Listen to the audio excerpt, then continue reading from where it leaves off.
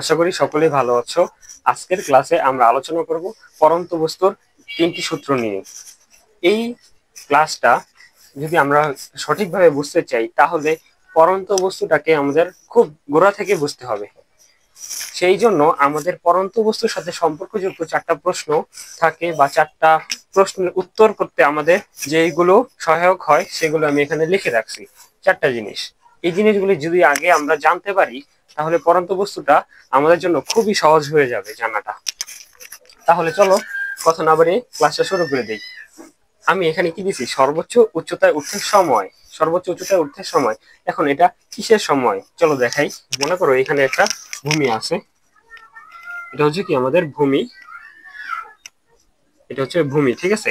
ভূমি থেকে আমি একটা বস্তুকে, এই একটা বস্তু মনে করো, এই যে একটা বস্তু, এই বস্তুটাকে ভূমি থেকে সোজা উপরের দিকে ছুড়ে দিব, ঠিক আছে। ভূমি থেকে উপরের দিকে ছুড়ে দিব। এখন আমাকে যদি এই বস্তুটাকে ভূমি থেকে উপর দিকে ছুড়ে দিতে হয় তাহলে অবশ্যই এই বস্তুটার উপর একটা বল প্রয়োগ করতে হবে। বল প্রয়োগ ব্যতীত তো এখানে বস্তুটাকে আমি কখনোই ভূমি থেকে উপরে ছুড়ে দিতে পারবো না। যেহেতু বল প্রয়োগ করব, বল প্রয়োগের ফলে বস্তুটার মধ্যে কি হবে? স্থির অবস্থানে আসিল, অর্থাৎ এই যে ভূমির উপর যখন আসিল তখন বস্তুটা কি অবস্থানে আসিল? বস্তুটা কি স্থির না? স্থির, স্থির না বস্তুটা? তাহলে স্থির বস্তুটার বেগ কত? বেগ 0 মিটার/সেকেন্ড। প্রতি সেকেন্ডে 0 মিটার করে আগায়, তার মানে বস্তুটা স্থির। এই স্থির বস্তুটার আমার প্রয়োগকৃত বেগের, অর্থাৎ আমার প্রয়োগকৃত বলের দ্বারা বস্তুটার মধ্যে স্থির অবস্থা ভঙ্গ হয়ে একটি বেগের সৃষ্টি হবে। যে বেগটাকে অবলম্বন করে বস্তুটা ভূমি থেকে উপরের দিকে উঠতে থাকবে। উঠতে উঠতে সে কি আজীবন উঠতে থাকবে? না, উঠতে উঠতে কিন্তু এমন একটা উচ্চতায় সে পৌঁছাইব যার পর আর বস্তুটা উপরে উঠতে পারবে না। ধরে নিলাম উচ্চতাটা, যে উচ্চতায় ওঠার পর সেই বস্তুটা আর উপরের দিকে উঠবে না, সেই উচ্চতা হলো এইচ। এইচ মানে কি বুঝাইতেছে? এখানে হাইট বুঝাইতেছে, হ্যাঁ, এই যে এইচ। তাহলে এই এইচটা কি ম্যাক্সিমাম হবে? ম্যাক্সিমাম মানে কি সর্বোচ্চ, ঠিক আছে। সর্বোচ্চ কারণ কি, আমি এখানেও তো এইচ ধরতে পারতাম, এখানেও এইচ ধরতে পারতাম, অর্থাৎ আমি বুঝিতেছি এখানেও ধরতে পারতাম, এখানেও ধরতে পারতাম, কিন্তু এই এইচটা কি এই বস্তুর জন্য সর্বোচ্চ হইতো? না, হইতো না, কারণ বস্তুটা এর থেকেও বেশি উঁচায় উঠার ক্ষমতা রাখে। তার মানে বস্তুটা সর্বোচ্চ যে উচ্চতায় উঠার ক্ষমতা রাখে এটা হচ্ছে সর্বোচ্চ উচ্চতা। তাহলে বুঝলাম তো, বস্তুটা সর্বোচ্চ যে পরিমাণ উচ্চতায় উঠতে পারে, উচ্চতার সে পরিমাণটা হচ্ছে কি বস্তুটার জন্য সর্বোচ্চ হিসেবে গণ্য হবে। তাহলে এই যে ভূমিতে যখন বস্তুটা আসছিল, ধরি ভূমিতে বস্তুটা এ পয়েন্টে আসছিল, ঠিক আছে, এ পয়েন্ট। আর যখন সর্বোচ্চ উচ্চতায় অর্থাৎ এইচ ম্যাক্স পরিমাণ দূরত্ব অতিক্রম করে উপরে উঠছে, তখন যে বিন্দুতে পৌঁছেছে সেই বিন্দুটা হচ্ছে কি সি। তাহলে এই বিন্দুতে বস্তুটার কি বেগ থাকবে? আদি বেগ। আর সি বিন্দুতে বস্তুটার মধ্যে কি বেগ থাকবে? শেষ বেগ। আচ্ছা, আদি বেগ কি কখনো জিরো হতে পারবে? না, আদি বেগ নট ইকুয়াল 0 মিটার/সেকেন্ড। আদি বেগ কি হইতে পারবে না? 0 মিটার/সেকেন্ড হইতে পারবে না। আদি বেগটা আমরা ইউ দ্বারা প্রকাশ করলাম, ঠিক আছে। এখন শেষ বেগ, আচ্ছা এই জিনিসটা একটু নিচ দিয়ে লিখি।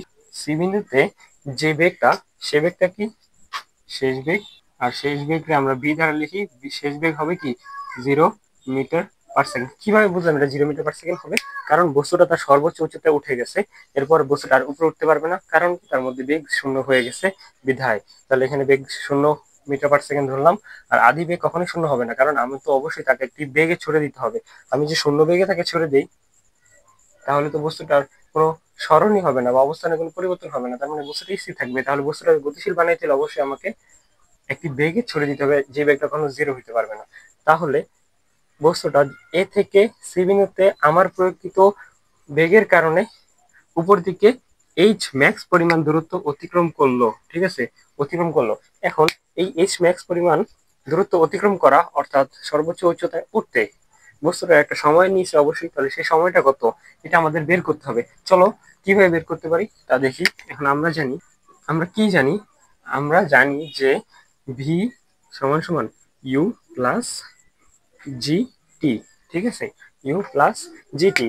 এই সূত্রটা কিন্তু আমরা পূর্ববর্তী ক্লাসে প্রমাণ করে দিয়েছিলাম, তোমরা চাইলে প্রমাণটা দেখতে পারো। এখন এখানে কি নিলাম, জি। কেন জি নিলাম? কারণ আমরা জানি যে, আমরা চলো দেখাই এই জিনিসটা। এটা হচ্ছে এক্স অক্ষ আনুভূমিক আর ওয়াই অক্ষ কি উলম্ব। আনুভূমিক বরাবর অক্ষকে এক্স ধরলাম আর উলম্ব বরাবর অক্ষকে ওয়াই ধরলাম। আর আমরা জানি আনুভূমিক বরাবর যে ত্বরণটা সেটা পজিটিভ ত্বরণ হইতে পারে, পজিটিভ ভ্যালু পাইতে পারি অথবা নেগেটিভ ভ্যালু পাইতে পারি।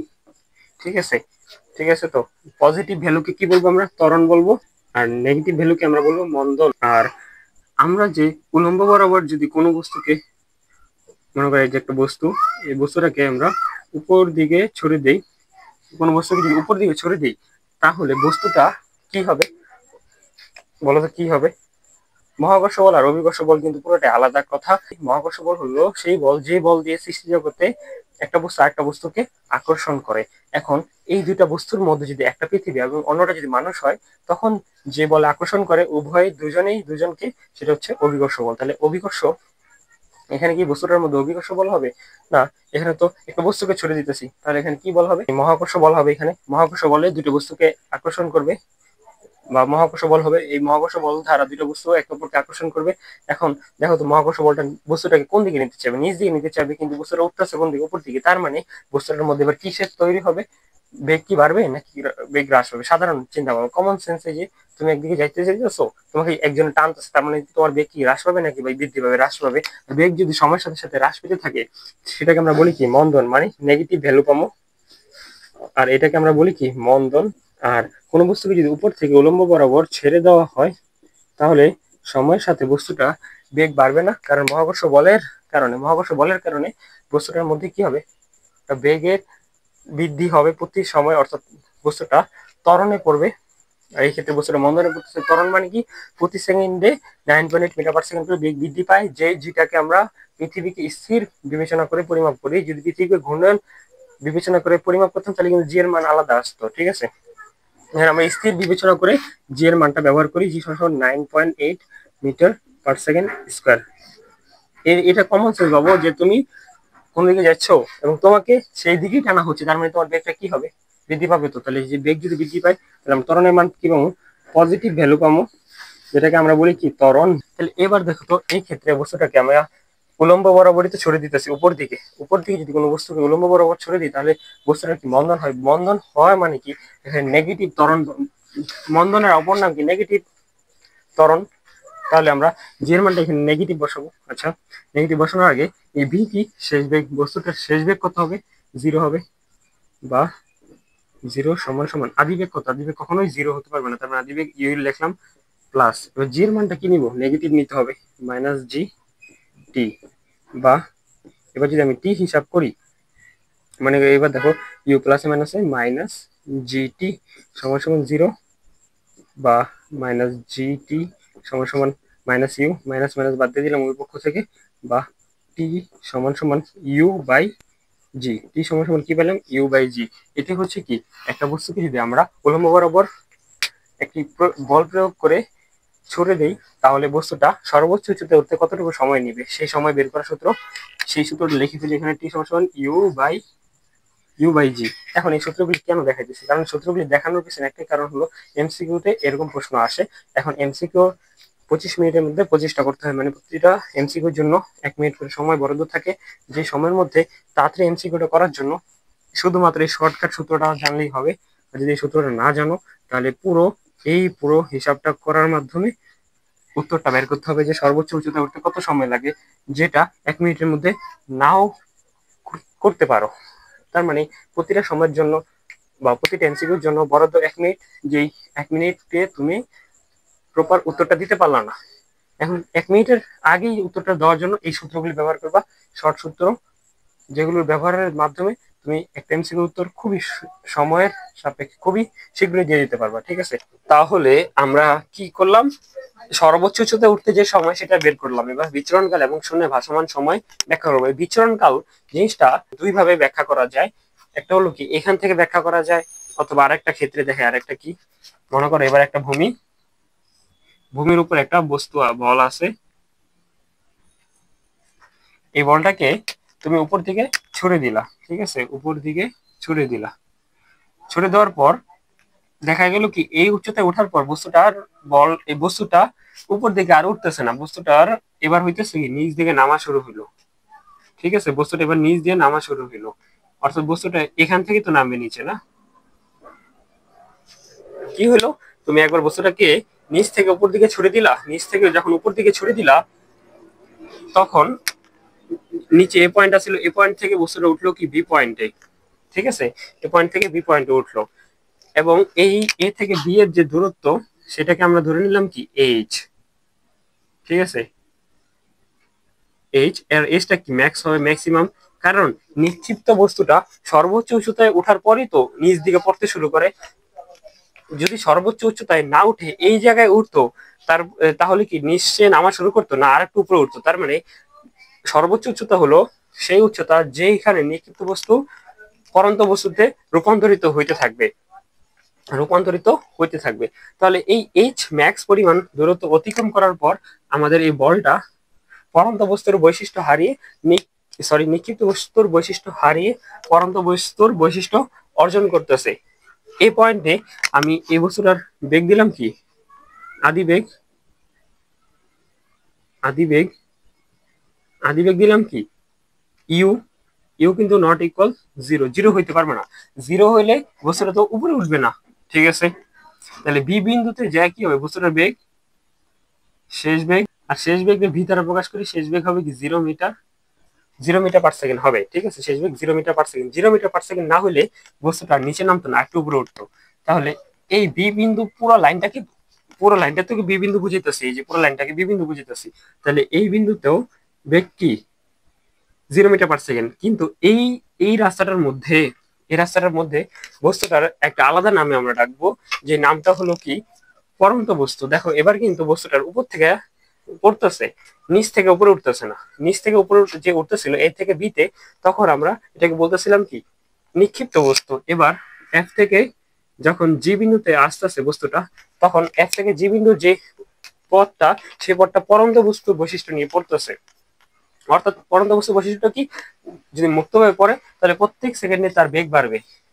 আচ্ছা, তাহলে এফ বিন্দুতে তার যে বেগটা, এটা হলো কি পরন্ত বস্তুর জন্য আলাদা ধর্ম হবে, এটা হচ্ছে আদি বেগ। তাহলে আদি বেগটা কত, আদি বেগ হচ্ছে কি 0 মিটার/সেকেন্ড। আদি বেগটা আমরা ইউ ধরা লিখলাম। তাহলে জি বিন্দুতে যে বেগটা, সেটা হচ্ছে কি পরন্ত বস্তুর শেষ বেগ, শেষ বেগটা আমরা ভি দ্বারা লিখি। ভি সমান সমান হবে কি ভি সমান সমান শেষ বেগ আমরা কি দ্বারা লিখলাম, ভি দ্বারা লিখলাম। ঠিক আছে, কারণ আমি শেষ বেগের মানটা জানি না, শেষ বেগ কিন্তু জিরো হবে না, শেষ বেগ কিন্তু আবার জিরো হবে না, নট ইকুয়াল জিরো, শেষ বেগ নট ইকুয়াল জিরো। ঠিক আছে, মানে জিরো হইতে পারবে না। তাহলে এখানে কেন বিচরণকাল বলতেছে, বিচরণকাল মানে কি, বিচরণকাল মানে হচ্ছে একটা পথকে বিচরণ করা, বিচরণ মানে চলাচল করা। ঠিক আছে, তাহলে এই এ পয়েন্ট থেকে বস্তুটা বি পয়েন্টে উঠলো, তাহলে একটা চলাচল করলো, আবার এ পয়েন্ট থেকে জি পয়েন্টে নামলো, একই বস্তু, তাহলে কি হলো, একটা চলাচল করলো না। তাহলে এই চলাচল করতে যে সময়টা, সেই সময়টাকে বিচরণকাল বলা হয়। এই বিচরণকালে কেন শূন্য ভাসমান সময় বলা হয়, শূন্য ভাসমান সময় বলা হয় কারণ এ আর জি বিন্দু ব্যতীত এই বস্তুটা কিন্তু এই পুরো যাত্রাপথের কোথাও কিন্তু ভূমির স্পর্শ করে নাই, বা কোনো কিছু স্পর্শ করে নাই। কেন বলতেছি, এ থেকে যাত্রা শুরু করছে ভূমি, এটাকে এ বিন্দু, আর এটাও কি জি বিন্দু।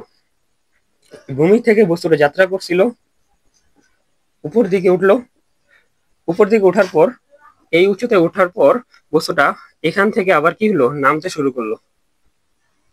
একটা সময় হইব কি বস্তুটা তো অবশ্যই নামতে নামতে কোথায় যে পড়বে, বস্তুটা এখানে এসে পড়বে না, নামতে নামতে বস্তুটা এখানে এসে পড়বে।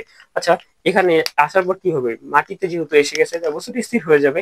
তাহলে দেখো তো দুইটা জায়গা কি সেম হয়ে গেল না, যেখান থেকে যাত্রা শুরু করছিল সেখানে ভূমি স্পর্শ করা ছিল, যেখানে এসে শেষ করলো যাত্রা সেখানেও কি ভূমি স্পর্শ করা আছে। তার মানে এই দুইটা যাত্রা পয়েন্ট এবং কি এন্ডিং পয়েন্ট, স্টার্ট এবং এন্ডিং পয়েন্ট, স্টার্ট এবং এন্ড স্পট, স্পট কি সেম, দুজনের কি spot same, start end end spot same দুজনেরই। তার মানে দুইটা সেম, এই জায়গাটা কি ভূমি না, তাহলে ভূমি স্পর্শ করে আছে। এবং এখন যদি বলি এই দুটা জায়গা ছাড়া বাকি পুরো পথটা যখন ঘুরছে, তখন পুরো জায়গাও মাটিকে স্পর্শ করছে না, উপরে উঠছে আবার উপর থেকে নিচে নামছে। এই দুটা পয়েন্ট ছাড়া এই যাত্রাপথে কোথাও কোনো মাটি স্পর্শ করেনি বস্তুটা। তার মানে এই পুরো সময়টা কি শূন্যে ভাসমান আছিল যতক্ষণ বিচরণ করছে। তাহলে এই জন্যই বিচরণকালকে শূন্যে ভাসমান সময় বলা হয়। তাহলে আমরা চলো শূন্যে ভাসমান সময় বা বিচরণকালটা বের করে ফেলি। কিভাবে বের করতে পারি জিনিসটা চলো দেখি।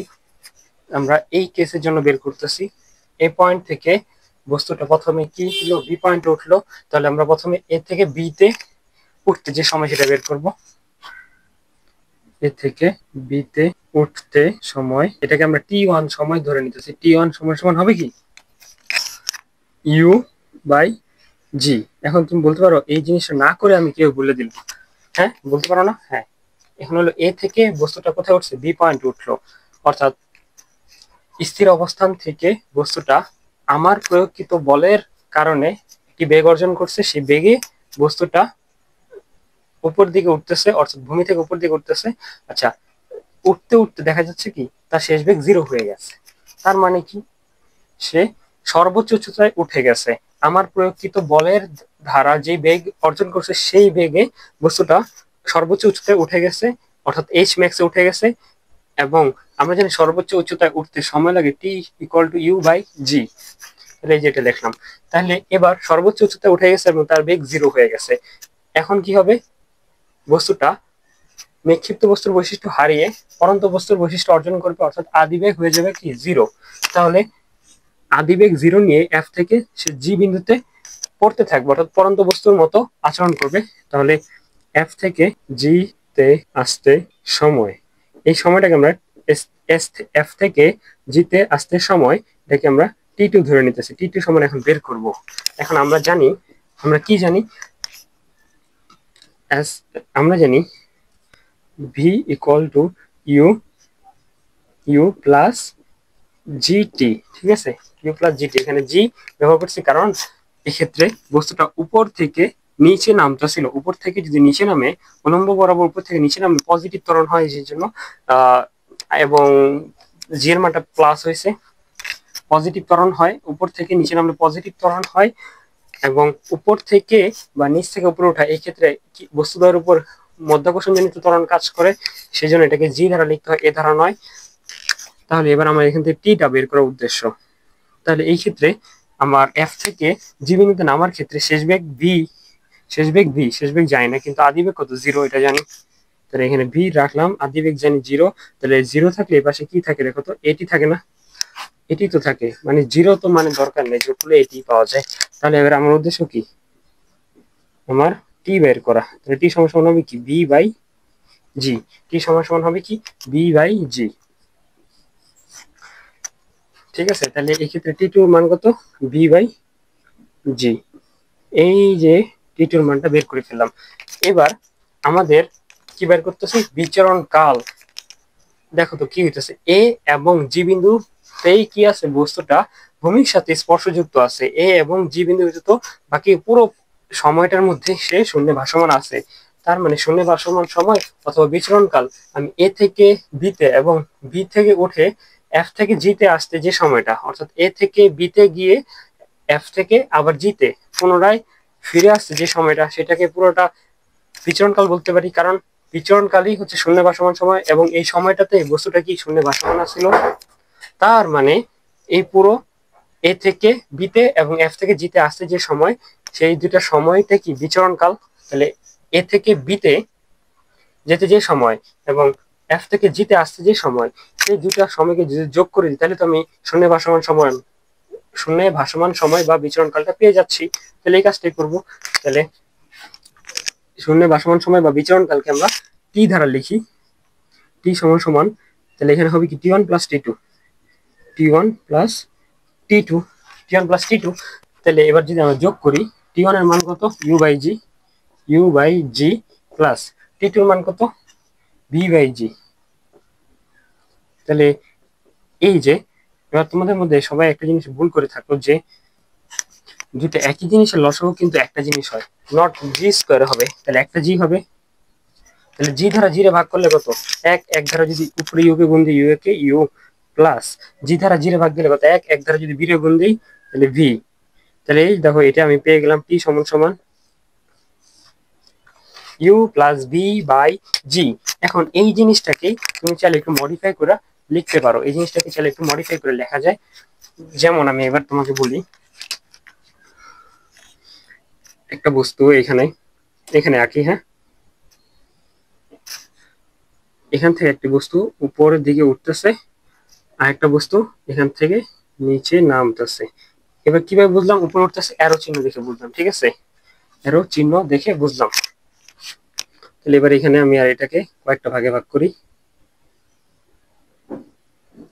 ঠিক আছে, কয়েকটা ভাগে ভাগ করলাম। তাহলে এখান থেকে বেগ বসানো শুরু করি।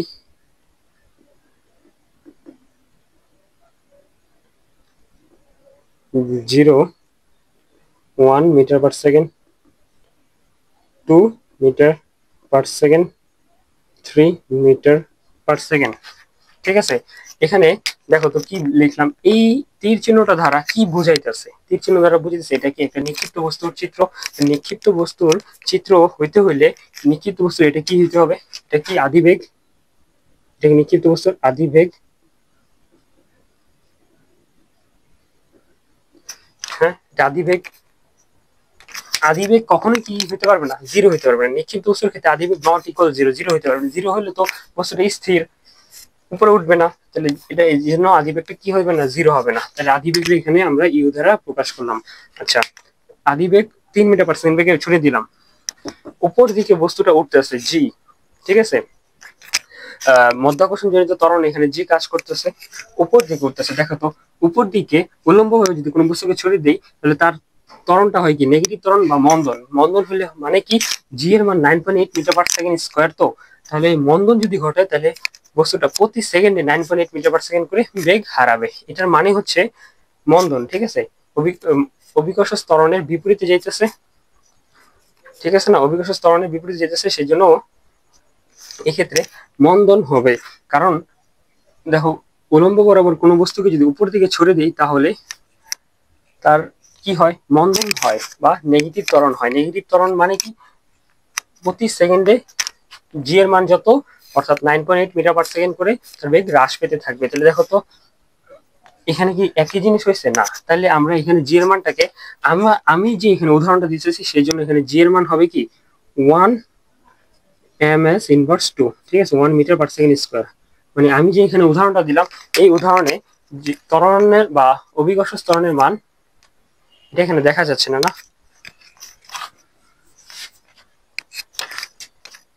তাহলে আমি যে এখানে উদাহরণটা দিলাম, এই ক্ষেত্রে জি এর মান ধরে নিবে কত? জি সমান সমান 1 metre ms inverse 2 metre per second square. এটা আমরা এখন এই ক্ষেত্রে বিবেচনা করব না, এটা বিবেচনা করব। তাহলে প্রতি সেকেন্ডে জি এর মান যেহেতু 1 মিটার পার সেকেন্ড স্কোয়ার, তাহলে যেহেতু মন্দন হইতেছে উপর দিকে ছড়ে দেওয়ার ফলে, তাহলে প্রতি সেকেন্ডে 9.8 এর পরিবর্তে আমার তৈরি করা 1 মিটার পার সেকেন্ড করে বেগ কি হবে? হ্রাস পেতে থাকবে। তাহলে দেখো এরকম হচ্ছে না, 3 এর থেকে 2 হয়েছে, 2 থেকে 1 হয়েছে, 1 এর থেকে 0 হয়েছে। প্রত্যেক সেকেন্ডে কি 1 করে বেগ হ্রাস পেতেছে। তাইলে সর্বশেষ বেগ 0 হয়ে গেছে। এখন সে কি হয়ে গেল? উপরে উঠে আর উপরে উঠতে পারতেছে না। তাহলে এটাই তার সর্বোচ্চ উচ্চতা। আচ্ছা, তারপরে এবার এই বস্তুটা দেখা যাচ্ছে নিচে নামতেছে, যার বেগ কত? এটা হচ্ছে আদি বেগ। আদি বেগ, আদি বেগ কিন্তু এবার কত? 0। আদি বেগ কত? 0। আর এটা কি শেষ বেগ না? শেষ বেগ, শেষ বেগ কি ভি দ্বারা লিখলাম, আর আদি বেগ ইউ দ্বারা লিখি তো আমরা, তোমরা জানোই u equal to 0 metre per second, ms inverse 1 0 metre per second. তাহলে এবার দেখো তো, এবার বস্তুটা যে নামতেছে সেটা হচ্ছে কি? পরন্ত বস্তু। পরন্ত বস্তুরা এবার আদিবেগ 0, আর পরন্ত বস্তু উলম্ব বরাবর কোনো বস্তু যদি পড়তে থাকে তাহলে সেটা কি হয়? ত্বরণ নিয়ে পড়ে, নট মন্দন, ঠিক আছে, ত্বরণ নিয়ে পড়ে। ত্বরণের মানে কি? আমি এখানে ত্বরণ তৈরি করছি কত? জি এর মান কত দিছি? 1 মিটার পার সেকেন্ড না square, 1 metre per second square দিছি। তার মানে এক্ষেত্রে যেহেতু ত্বরণ নিয়ে পড়তেছে আমার তৈরি করে কেসে, তাহলে বস্তুটা প্রতিটা সেকেন্ডে 1 মিটার পার সেকেন্ড করে বেগ বৃদ্ধি পাবে। দেখো তো 0 আসলো প্রথমে, তারপরে 1, তারপরে 2, তারপরে 3, তারপরে দেখো এরকম হয়েছে তো। আচ্ছা, তাহলে এখানে আদিবেগ, নিক্ষিপ্ত বস্তুর আদিবেগ যেটা, পরন্ত বস্তুর শেষ বেগ সেটাই। তাহলে এখানে ইউ কি?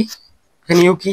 ইউ আমি কোথা থেকে পাইছিলাম, এখান থেকে। এখানে কি ইউ দ্বারা কি বোঝানো হইতেছিল, এ থেকে বিতে উঠতে সময়, এ থেকে বিতে উঠতে যে সময়, এর থেকে বিতে উঠতে যে সময়, এটা কিসের সময়, নিক্ষিপ্ত বস্তুর তার সর্বোচ্চ উচ্চতায় উঠতে সময়। তাহলে নিক্ষিপ্ত বস্তু এই চিত্রটা, তাহলে সর্বোচ্চ উচ্চতায় উঠতে এই চিত্রটা তো নিক্ষিপ্ত বস্তুর, তাহলে এখানে ইউ দ্বারা কি বোঝায়, আদিবেগ বোঝায়। তাহলে ইউ দ্বারা কি আদিবেগ বোঝায়, আচ্ছা ঠিক আছে, আদিবেগ বোঝায়। তারপরে এখানে একটা বি আছে, বি কোথা থেকে পাইছিলাম, বি পাইছিলাম এখান থেকে। এটা কি এফ থেকে জিতে আসতে সময়, এফ থেকে জিতে আসতে, এটা কি চিত্র, পরন্ত বস্তুর চিত্র। তাহলে পরন্ত বস্তুতে এখানে কোন চিত্রটা কাজে লাগতেছে, এই যে এই চিত্রটা না, পরন্ত বস্তু চিত্র। তার মানে পরন্ত বস্তুতে এই ভি দ্বারা কি বোঝা যাচ্ছে, শেষ বেগ। ঠিক আছে, তো শেষ বেগ বুঝিতেছে। তাহলে এখান থেকে আমরা একটা সিদ্ধান্ত নিতে পারি যে নিক্ষিপ্ত বস্তুর আদি বেগ যেটা, পরন্ত বস্তুর শেষ বেগ ঠিক সেটাই।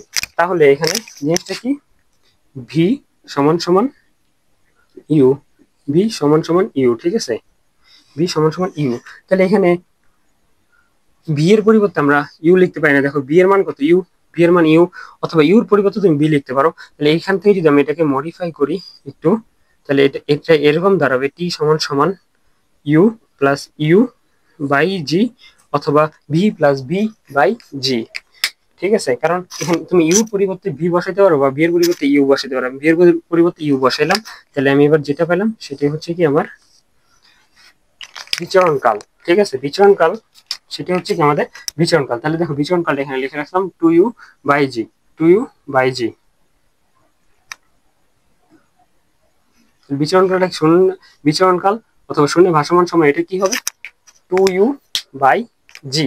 ঠিক আছে, কারণ একটা ইউ আর একটা ইউ যোগ করলে কি হয়, টু ইউ বাই জি, শেষ। তাহলে এবার পরেরটা দেখবো কি, সর্বোচ্চ উচ্চতা। তাহলে এবার পরেরটা কি দেখবো আমরা, সর্বোচ্চ উচ্চতা। তাহলে আমরা এতক্ষণ যে আলোচনাগুলি করতেছিলাম, হুম, সেই আলোচনার মধ্যে সর্বোচ্চ উচ্চতা কথাটা অনেকবারই এনেছি, কিন্তু তোর সর্বোচ্চ উচ্চতাটা কত সেটা আর বের করার কোনো ফর্মুলা বা কিছু উপায় তোমাদেরকে বলি নেই। তাহলে এখন আমরা বলবো কি, সর্বোচ্চ উচ্চতায় উঠতে যে তো সময় লাগে সেটা তো আমরা, তাহলে এখন আমরা বলবো কি, সর্বোচ্চ উচ্চতাটা কত, এটা কিভাবে বের করব। তাহলে এখন আমরা কাজ করবো কি, সর্বোচ্চ উচ্চতা কত এটা নিয়ে। আমরা একটা সূত্র জানি তো, জানা লাগবে না। এই জিনিসটা দেখো, সর্বোচ্চ উচ্চতাটা এখান থেকে কোনটার মধ্যে, এই যে এই দুইটা চিত্র আঁকলাম যে, এই দুইটা চিত্রের মধ্যে কোন চিত্রটাতে সর্বোচ্চ উচ্চতাটা প্রভাব ফেলে, এ থেকে বিতে যেতে নাকি এফ থেকে জিতে আসতে। তোমরা একটু ভেবলেই, তোমরা একটু যদি ভাবো তাহলে বুঝতে পারবা, এফ থেকে জিতে আসার জন্য কিন্তু কোনো সর্বোচ্চ উচ্চতা না, এটা পরন্ত বস্তু যে কোনো উচ্চতা থেকে পড়তে পারে। কিন্তু এ থেকে বিতে, এর থেকে বিতে উঠতে আমার, আমি যে প্রয়োগকৃত বলটা দিলাম, সেই প্রয়োগকৃত বলের দ্বারা বস্তুর একটি বেগ অর্জন করলো, যে বেগ নিয়ে সে এমন একটা উচ্চতায় পৌঁছাইলো, যে উচ্চতায় ওঠার পর তার বেগ জিরো হয়ে গেল। তার মানে সে আর উপরে উঠতে পারতেছে না। তার মানে যেই মুহূর্তে তার বেগটা জিরো হলো, সেটাই হচ্ছে কি তার সর্বোচ্চ উচ্চতা। যে অবস্থানে তার বেগ জিরো হলো, সেই অবস্থাটাই কি তার সর্বোচ্চ উচ্চতা। তার মানে এ থেকে বিতে যাওয়ার জন্য আমি সর্বোচ্চ উচ্চতা আনতে পারি জিনিসটা। ঠিক আছে না? তাহলে আমরা জানতাম কি, দেখো তো, আমরা জানি, আমরা কি জানি, আমরা জানি কি, ভি স্কোয়ার সমান সমান u square plus two g h. A R S এর জায়গায় আমরা কি ব্যবহার করছি, জি এবং এইচ ব্যবহার করছি। কারণ আমরা, তোমরা জানো যে উপর দিকে অর্থাৎ উলম্ব বরাবর কোনো কিছুকে যদি আমরা ছুড়ে দেই, তাহলে সেটা ত্বরণটা জি দ্বারা লিখি এবং অতিক্রম দূরত্বটা হাইট দ্বারা লিখি, মানে এইচ। তাহলে এই ক্ষেত্রে উপর থেকে, মানে এই চিত্রটা বলা যায় এটা সিমিলার চিত্র। তাহলে এই চিত্রটা কি হইতেছে, উপর থেকে নিচ থেকে আমরা কোনো একটা বস্তুকে উপর দিকে ছড়িয়ে দিয়েছি একটা বেগের সাহায্যে। তাহলে এখানে এই ভি দ্বারা কি বোঝায়, শেষ বেগ। শেষ বেগ কত, জিরো। তাহলে এখানে জিরোর উপর স্কোয়ার মানে জিরোই হয়। আর আদি বেগ কিন্তু নট ইকুয়াল জিরো, তার মানে আদি বেগ এরকমই রাখলাম, ইউ স্কোয়ার প্লাস টু। এবার যখন কোনো বস্তুকে আমরা উপর দিকে ছুড়ে দিব, তখন দেখো তো কি হয়, উপর দিকে ছুড়ে দিলে আমাদের যে ত্বরণটা, সেই ত্বরণটা কি হয়, নেগেটিভ ত্বরণ হয় বা মন্দন হয়। তার মানে প্রতি সেকেন্ডে 9.8 মিটার পার সেকেন্ড করে তার বেগটা কি হতে থাকে, হ্রাস পেতে থাকে। এর জন্য এখানে তুমি চাইলে মন্দন কথাটা লিখতে পারো। এখন এই অঙ্ক করার সময় তো ভিতরে মন্দন কথাটা লিখবা না। তাহলে যেহেতু অঙ্ক করার সময় ভিতরে মন্দন কথাটা লিখবা না, যেহেতু অঙ্ক করার সময় ভিতরে মন্দন কথাটা লিখবা না,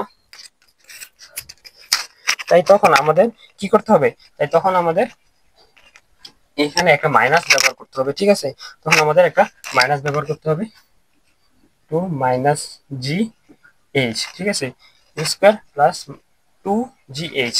এবার যদি আমরা একটু হিসাব করি তাহলে হয় কি u square plus minus minus 2gh, বা এবার যদি আমি একটু এইচটা বের করতে চাইছি না সর্বোচ্চ, তাহলে এইচ ইকুয়াল টু হবে কি u square by 2g, u square by 2g, এটাই হবে কি আমাদের এইচ, ঠিক আছে, এটা হবে কি আমাদের এইচ।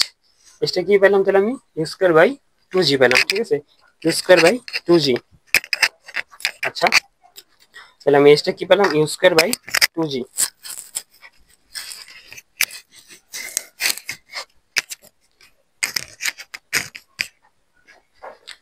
সরি, এইচটা কি পেলাম তাহলে u square by 2g, u square by 2g।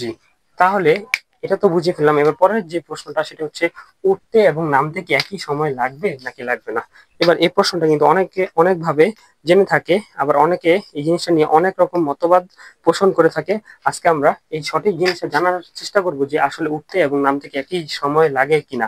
এবং অনেকে মনে করে কি উঠতে এবং নামতে একই সময় লাগে না। কেন লাগে না এটা বলি।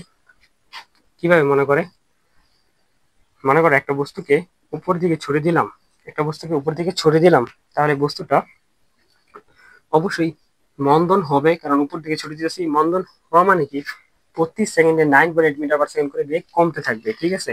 এবং আরেকটা বস্তুকে আমরা উপর থেকে নিচে ফেরত দিলাম, তার মানে এবার কি হবে, উপর থেকে নিচে পড়তেছে, ত্বরণ হবে। ত্বরণ হওয়া মানে কি প্রতি সেকেন্ডে 9.8 মিটার পার সেকেন্ড করে বেগ বাড়তে থাকবে, ঠিক আছে।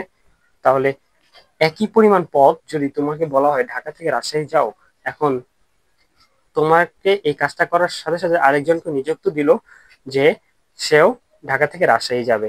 এখন তুমি যাত্রা শুরু করলা, যাত্রাপথে হইলো কি তোমার সাথে যে পথে যাচ্ছ সেই পথে অনেক জ্যাম, তোমার বেগ কি হবে তাহলে, বাড়বে নাকি কমবে? বেগ অবশ্যই কমে যাবে। আচ্ছা, আর তোমার সাথে যাকে নিযুক্ত দেওয়া হয়েছিল সে যেই পথে যাচ্ছে সেই পথ একবারে ক্লিয়ার, এবং দুইজনেই যে পথ দিয়ে রওনা দিছে সেই পথ দিয়ে গেলে রাজশাহী পৌঁছতে সমান দূরত্ব অতিক্রম করতে হয়। তার মানে তোমার বন্ধু কি বেগ বেশি হবে, যেহেতু রাস্তা ক্লিয়ার। আর যদি তোমার বন্ধুর বেগ বেশি হয়, তোমার বন্ধু সমান পরিমাণ পথ পাড়ি দিতে সময় কম নেবে। আর যেহেতু তোমার বেগ কম, তার মানে একই পরিমাণ পথ পাড়ি দিতে তোমার সময় বেশি লাগবে। যেহেতু এখানে উপর দিয়ে উঠতে হলে বেগটা কি হয়, হ্রাস পেতে থাকে, বেগ হ্রাস পেতে থাকে, তার মানে তার উঠতে সময় বেশি লাগবে। যেহেতু উপর থেকে নামতে বেগ কি হতে থাকে, বৃদ্ধি পেতে থাকে, কারণ ত্বরণ হয় 9.8 মিটার পার সেকেন্ড করে বেগ বাড়তে থাকে। তার মানে আমার নামতে কম সময় লাগবে। সেই জন্য এখানে যদি উঠতে টি1 সময় লাগে আর এখানে যদি নামতে যদি টি2 সময় লাগে, টি1 নট ইকুয়ালস টি2, এটা অনেকে ধরে, কিন্তু এই জিনিসটা কিন্তু সঠিক নয়। কারণ কি সঠিক নয়, কারণ এইখান থেকে দেখাই জিনিসটা কেন সঠিক নয়। এই যে আমরা একটা জিনিস দিলাম আদি বেগ যেটা ইউ, এই বেগে আমি একটা বস্তুকে উপর দিকে নিক্ষেপ করলাম, উপর দিকে নিক্ষেপ করলে নেগেটিভ ত্বরণ হয় অর্থাৎ মন্দন হয়, যেই কারণে প্রতি সেকেন্ডে আমার তৈরি করা জি অর্থাৎ 1 মিটার পার সেকেন্ড করে বস্তুটার বেগ হারাতে থাকবে বা হ্রাস পেতে থাকবে। এভাবে করতে করতে জিরোতে পৌঁছে যাবে।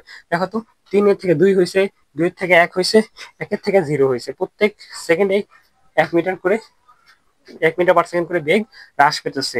আর তার মানে এভাবে হ্রাস পেতে পেতে সে একসময় জিরোতে পৌঁছে যাবে। তার মানে আর তার মধ্যে কোনো বেগ নেই, সে এবার নিশ্চিত বস্তুর বৈশিষ্ট্য হারিয়ে পরন্ত বস্তুর বৈশিষ্ট্য অর্জন করবে, অর্থাৎ পরন্ত বস্তুর আদিবেগ এখন তখন কত হবে, 0 হবে। পরন্ত বস্তুর বৈশিষ্ট্য কি, সে ত্বরণে পড়ে। ত্বরণ মানে কি প্রতি সেকেন্ডে 9.8 মিটার পার সেকেন্ড করে বেগ বৃদ্ধি পায়। যেহেতু আমি এখানে জি এর মান 1 মিটার পার সেকেন্ড ধরে নিছি, তার মানে এবার আমার এই বস্তুটা প্রতি সেকেন্ডে বেগ বৃদ্ধি পাবে কত করে, 1 মিটার পার সেকেন্ড করে বেগ বৃদ্ধি পাবে। তাহলে দেখো তো বেগ বৃদ্ধি পেয়েছে, 0-থেকে 1 হয়েছে, 1-এর থেকে 2 হয়েছে, 2-এর থেকে 3 হয়েছে, ঠিক আছে। আচ্ছা, তাহলে দেখো তো এখানে এখানে ব্যবধান কত সময়ের, 1 সেকেন্ড, এখানে 1 সেকেন্ড, এখানে 1 সেকেন্ড, আবার এখানেও কিন্তু 1 সেকেন্ড, ঠিক আছে। সিমিলার এখানেও কত, 1 সেকেন্ড, এখানে 1 সেকেন্ড, আবার এখানেও 1 সেকেন্ড, ঠিক আছে। 1 সেকেন্ড, এই পাশে 1 সেকেন্ড, এখানে সব মানে প্রত্যেকটা প্রত্যেকটা যে বেগ বৃদ্ধি বা হ্রাসের মধ্যে সময়ের ব্যবধান কত, 1 সেকেন্ড করে। আচ্ছা, প্রতি সেকেন্ডে যদি ওর বেগ 1 করে কমতে থাকে আর প্রতি সেকেন্ডে যদি ওর বেগ 1 করে বাড়তে থাকে, তাহলে দুজনই দেখো বেগ বাড়া বা দুজনের বেগ কমা কিন্তু একই হারে হইতাছে। কত 1 মিটার/সেকেন্ড করে হইতেছে। আর সময়ও কিন্তু একই সময় ব্যবধানে তাদের বেগ কম বেশি হইতেছে। প্রত্যেকজনের কি 1 মিটার/সেকেন্ড ব্যবধানে বৃদ্ধি হইতেছে আর হ্রাস হইতেছে। তাহলে প্রতি সেকেন্ডে যদি একজনের বেগ এই পরিমাণে কমে, তাহলে সে যতটুকু অতিক্রান্ত দূরত্ব হবে, হ্যাঁ, এবং যদি আরেকটার প্রতি সেকেন্ডে বেগ 1 মিটার/সেকেন্ড করে বাড়ে, তাহলে তার অতিক্রান্ত দূরত্ব কি সমান হওয়ার কথা না? এই দেখো সমান হয়েছে। বা তুমি আরেকভাবে চিন্তা করতে পারো, এখানে বেগ কত, 0, নিক্ষিপ্ত বস্তু শেষ বেগ 0 হয়ে গেল, তার মানে সে সর্বোচ্চ উচ্চতায় পৌঁছে গেছে, সর্বোচ্চ উচ্চতায় পৌঁছে গেছে, এর জন্য তার বেগ 0 হয়ে গেছে। তাহলে এখান থেকে উঠতে যদি t1 সময় লাগে, ধরে নাও এখান থেকে উঠতে যদি সর্বোচ্চ উচ্চতায় উঠতে যদি t1 সময় লাগে, তাহলে এই এই এবার বস্তুটা পড়বে কত থেকে? সর্বোচ্চ উচ্চতা থেকেই তো, যেখানে নিক্ষিপ্ত বস্তুটা তার বেগ 0 হয়ে গেছে, সেখান থেকে তো ওই নিক্ষিপ্ত বস্তুটা অভিকর্ষ বলের প্রভাবে নিচ দিকে পড়তে থাকবে। তাহলে পড়লো, ঠিক আছে। এবার ওর বেগ যেহেতু হ্রাস পেয়েছিল, এবার ওর বেগ কি হবে? বৃদ্ধি পাইতে থাকবে, বৃদ্ধি পেতে থাকবে। তাহলে তো দেখো তো দুইজনের কি একই পরিমাণ দূরত্ব অতিক্রম করতে হইতেছে না, দুইজনের কিন্তু সেম পরিমাণ দূরত্ব অতিক্রম করতে হইতেছে। আর প্রথম দূরত্ব অতিক্রম যদি টি1 লাগে, এরও কিন্তু টি1 লাগার কথা, কারণ প্রত্যেকটা সময় ব্যবধান কিন্তু একই। প্রত্যেক সেকেন্ডেই বেগ আর কমছে, প্রত্যেক সেকেন্ডেই বেগ বাড়ছে। তার মানে এখানে কত সেকেন্ড? 1 2 3, এখানে কত 1 2 3 সেকেন্ড। তার এই পাশে 3 সেকেন্ড লাগছে জিরোতে পৌঁছাইতে, 3 সেকেন্ড লাগছে, আর ওর 3 সেকেন্ড লাগছে কি 3-এ পৌঁছাইতে, 3-এ পৌঁছাইতে ওর 3 সেকেন্ড লাগছে, আর ওর 0-তে পৌঁছাতে 3 সেকেন্ড লাগছে। তার মানে দুইজনের কি সেম পরিমাণ দূরত্ব অতিক্রম করতে 3 সেকেন্ড লাগছে। তার মানে এবার এখানে যদি t2 সময় হয়, তাহলে t1 equals to t2, t1 সমান সমান t2, ঠিক আছে, t1 সমান সমান t2। এখন এই জিনিসটাকে চাইলে আমি আরেকভাবে ব্যাখ্যা দিতে পারি, সেটা হচ্ছে কি, আমাদের একটু আগে বললাম বিচরণকাল বা শূন্যে ভাসমান সময়, এটা থেকে শূন্যে ভাসমান সময় বা বিচরণকাল, এই জিনিসটা থেকে। তাহলে চলো ব্যাখ্যা দিয়ে দিই। শূন্যে ভাসমান সময় বা বিচরণকাল কি আসলে জানি? এ থেকে বিতে উঠতে সময় এবং এফ থেকে জিতে আসছে যে সময়, সে দুটো সময়ের যোগফলই আসলে কি বিচরণকাল, ঠিক আছে। তার মানে এটা কি মোট সময়, এ থেকে বিতে উঠতে এবং এফ থেকে জিতে আসছে দুইটা সময়ের যোগফল কি বিচরণকাল। এই বিচরণকাল থেকে যদি আমি ওঠার সময়টা, অর্থাৎ এ থেকে বিতে উঠতে যে সময়, সেটা বাদ দিয়ে দিই, তাহলে আমি পেয়ে যাবো কি এফ থেকে জিতে আসতে যে সময়, সেটা পেয়ে যাব। অথবা আমি বিচরণকাল থেকে এফ থেকে জিতে আসতে যে সময়, অর্থাৎ আমার সময় বাদ দিয়ে দিই, তাহলে আমি উঠতে কতটুকু সময় লাগছে সেটা পেয়ে যাব। তার মানে আমরা এবার লিখবো কি টি, আমরা জানি কি টি সমান সমান কি 2u/g, এই জিনিসটা জানি। তাহলে এবার কি করব, টি থেকে t1 বাদ দিব। এই t1টা কি, এই টি1টা কি, টি1টা হচ্ছে কি সর্বোচ্চ উচ্চতায় উঠতে সময়, ধরে নিলাম সর্বোচ্চ উচ্চতায় উঠতে সময়টা বাদ দিলাম। তাহলে টি এর পরিবর্তে আমরা কি লিখতে পারি?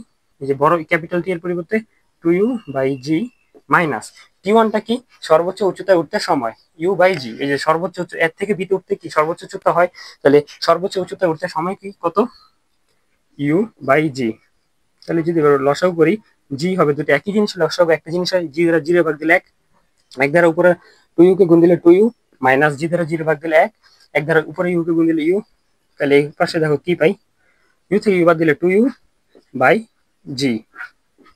হ্যাঁ, তার মানে এবার এই জিনিসটা কি আসলে, এই জিনিসটা কি, আমি দেখো বিচরণকাল মানে মোট সময়, দুইটার মোট সময় থেকে সর্বোচ্চ উচ্চতা উঠতে সময় যেটা, এটা বাদ দিছি, মানে মোট সময় থেকে এ থেকে বিতে উঠতে যে সময়, এটা বাদ দিয়েছি। তাহলে এবার আমি কি পাবো বলো তো, কি পাবো এখন? এটা যদি বাদ দিয়ে দিই, তাহলে এফ থেকে জিতে আসতে যে সময়, এটা পাবো। এফ থেকে জিতে আসতে যে সময়, সরি এখানে ইউ হবে শুধু, দুটো ইউ থেকে একটা ইউ বাদ দিলে একটা ইউ থাকে, তাহলে এফ থেকে জিতে আসতে যে সময় সেটা পাবো। তাহলে এফ থেকে জিতে আসতে যে সময়, এটা কি u/g, এটা একটু চেনা চেনা লাগতেছে না? এটা কি সর্বোচ্চ উচ্চতায় উঠতে সময়। তার মানে কি বোঝাইতেছে, সর্বোচ্চ উচ্চতায় উঠতে যে সময় এবং সর্বোচ্চ উচ্চতা থেকে ভূমিতে পড়তে সেম সময়, সেম সময়। তার মানে কি উঠতে এবং নামতে কি একই সময় লাগবে? ইয়েস, একই সময় লাগবে। ইয়েস হবে উত্তরটা, কি হবে? ইয়েস, একই সময় লাগবে। আচ্ছা, তাহলে আমরা এবার পরন্ত বস্তু আলোচনা করি, কারণ পরন্ত বস্তুর আলোচনা করার জন্য আমরা সম্পূর্ণভাবে তৈরি। পরন্ত বস্তুর আলোচনা করি, পরন্ত বস্তুর 3টি সূত্র। তাহলে আমরা এই গ্যালিলিওর, অর্থাৎ পরন্ত বস্তু 3টি সূত্র দেখে ফেলি, যে সূত্রগুলো হচ্ছে গ্যালিলিও গ্যালিলি দিছে, ঠিক আছে। এই সূত্রগুলো কি বলা হয়, এই জিনিসগুলো জানার আগে তোমরা একটি ভিডিও দেখো।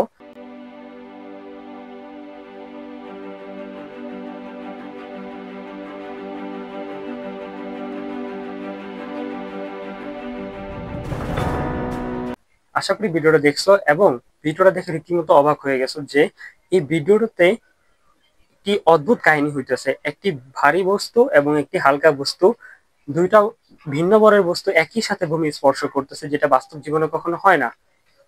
তাহলে এই জায়গাটার মধ্যে কি হইতেছে যে কারণে দুটি ভিন্ন বরের বস্তু একই সাথে ভূমি স্পর্শ করতেছে বাস্তবিক জিনিসকে অতিক্রম করে? এইখানে যে কারণে বস্তু দ্বয়ের ভর ভিন্ন হওয়া সত্ত্বেও দুটি বস্তু একই সময়ে মাটিতে স্পর্শ করতেছে, সেই জিনিসটা লুকিয়ে আছে গ্যালিলিওর প্রথম সূত্র, অর্থাৎ পরন্ত বস্তুর প্রথম সূত্রতে। প্রথম সূত্রটা কি বলছে? স্থির অবস্থান ও একই উচ্চতা থেকে বিনা বাধায় পরন্ত বস্তু সমান সময়ে সমান পথ অতিক্রম করবে। আচ্ছা, এইখানে যে কথাটা এবং এই কথার সাথে ওই আগের যে ভিডিওটা দেখালাম সেই ভিডিওটা কিন্তু সম্পূর্ণ মিলে যাচ্ছে, কিন্তু আমাদের নিজের সাথে তো মিলতেছে না। আমরা এই জিনিসটা মানতে পারতেছি না কেন এরকম হইতেছে। তাহলে এই ভিডিওটা দেখো এবার।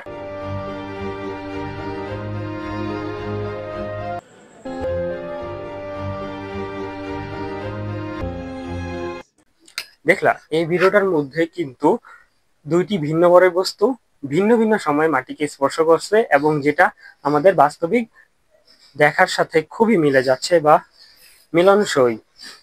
কারণ এখানে লাল অর্থাৎ ভারী গোলকটি আগে ভূমি স্পর্শ করতেছে এবং পাখির পালক হালকা বস্তুটি পরে মাটি স্পর্শ করতেছে। তাহলে এখানে তিনটি কথার মধ্যে কোনটি সত্য হইতে পারে? এখানে কিন্তু আসলে তিনটি সত্য, অর্থাৎ তার কথা সত্য, প্রথম দেখা ভিডিও সত্য এবং দ্বিতীয় যে ভিডিওটা দেখলে সেটাও সত্য। তাহলে সমস্যাটা কোথায় হইতেছে?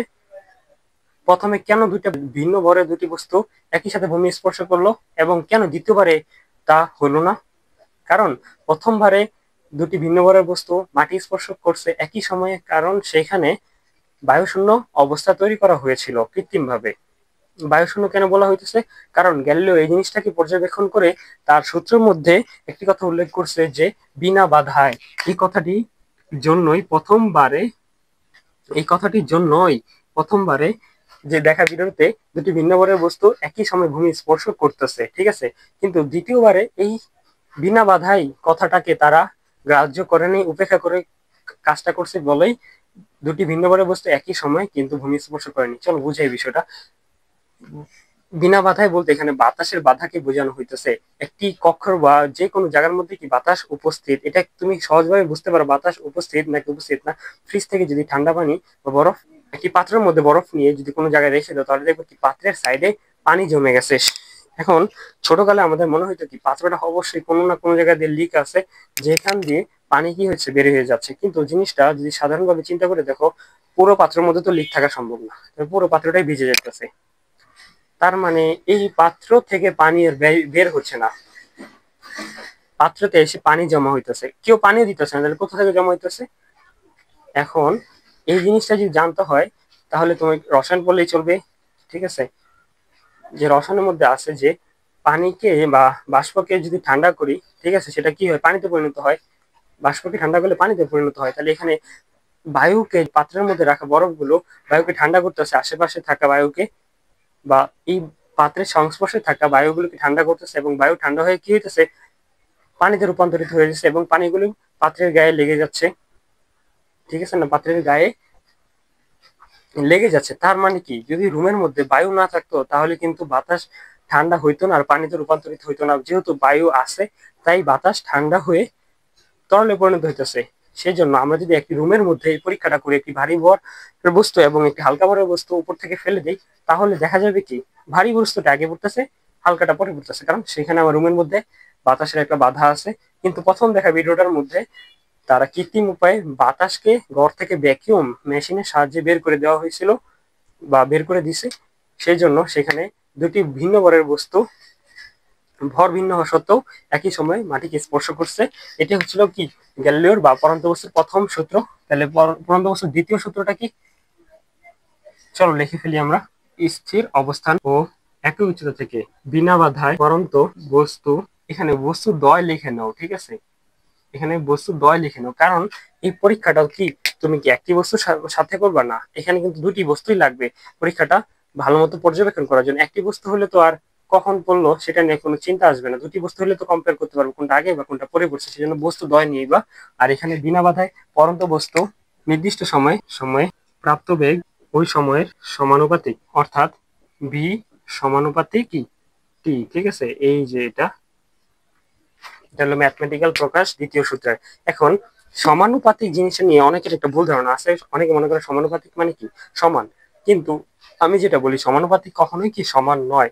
সমানুপাতিক কি কখনোই সমান নয়। চলো জিনিসটা দেখাই, সমানুপাতিক কি নয়, সমান নয়। আমরা চাইলে এই জিনিসটা লিখতে পারি 2 সমানুপাতিক 6। এই জিনিসটা কিন্তু কখনোই ভুল হবে না। যদি এখন আমি এই কথাটাকে উল্টাভাবে লিখি 2 সমান সমান 6, সমানুপাতিককে আমরা সমান মনে করে লিখলাম, তাহলে এই কথাটা কিন্তু ভুল হবে। এই কথাটা কিন্তু ভুল হবে, কারণ 2 আর 6 কিন্তু সমান কখনোই হবে না। ঠিক আছে, 2 6 হইতে হলে 4 ডিফারেন্স, তাহলে 6 কেন সমান হলো 2 এর, তাহলে 2 সমানুপাতিক 6, এটা ঠিক আছে। তাহলে এই জিনিসটাকেই আমরা সমানুপাতিক বলি, যে জিনিসটা কখনো সমান না। ঠিক আছে, তাহলে এই জিনিসটাকে এখন কিভাবে সমান বানানো যায়, এই যে যে মাঝখানে সমানুপাতিক দিলাম, এই সমানুপাতিক চিহ্নটাকে যদি উঠাই দিই, তাহলে আমাদের একটা ধ্রুবক আনতে হবে। সমানুপাতিক চিহ্ন উঠাই দিলে একটা ধ্রুবক আনতে হবে। তখন আমরা এইভাবে সমান দিয়ে সমান সমান দিয়ে লিখতে পারবো 2 গুণ 3 সমান সমান 6। তাহলে দেখো এবার কিন্তু 6 সমান সমান 6 হয়েছে না, 6 সমান সমান 6 হয়েছে, কিন্তু এই কাজটা করার জন্য আমাকে কি আনতে হয়েছে, 3 আনতে হয়েছে। 3 আনতে হয়েছে না, তাহলে 3টাই কি আমাদের এখানে ধ্রুবক। তাহলে একটা ধ্রুবক আনলাম, সেই জন্য সমানুপাতিক চিহ্নটা উঠাই দিয়ে আমি সমান বসাইতে পারছি। সেই ধ্রুবকটা কত, 3। এখন এই সমীকরণ এই জিনিসের জন্য কি সবসময় যে 3 নিয়ে আনতে হবে এমন কিন্তু না, আমি চাইলে আরেকটা জিনিস আনতে পারতাম, তখন আর 6 6 থাকবে না। ঠিক আছে, কি বুঝলাম আমরা এখান থেকে, সমানুপাতিক মানে সমান না। ঠিক আছে, সমানুপাতিক মানে সমান না, আর সমানুপাতিক চিহ্নকে উঠাই দিলে সমান সমান দিতে চাইলে আমাদের একটা ধ্রুবক আনতে হবে, যে ধ্রুবকটা তুমি এক এক সময় এক এক রকম আনতে পারবা। ঠিক আছে, কিন্তু কিন্তু এই জায়গার জন্য আরেকটা ধ্রুবক আনা যায়, সেই ধ্রুবকটা কি দেখো তো। তুমি কিন্তু এই যে এই জিনিসটা নিয়ে কাজ করতেছিলে না, 2 সমানুপাতিক 6, এই জিনিসটা নিয়ে কাজ করতেছিলা, তাহলে এবার কিন্তু তুমি আরেকটা জিনিস আনতে পারো, 2 সমানুপাতিক 6 6 ইন্টু 1/3। এই জিনিসটা আনতে পারো না। এবার দেখো এই জিনিসটা লিখলা, তাহলে এই জিনিসটা থেকে লেখার ফলে তো এরকম হলো 2 সমান সমান 2 হলো না।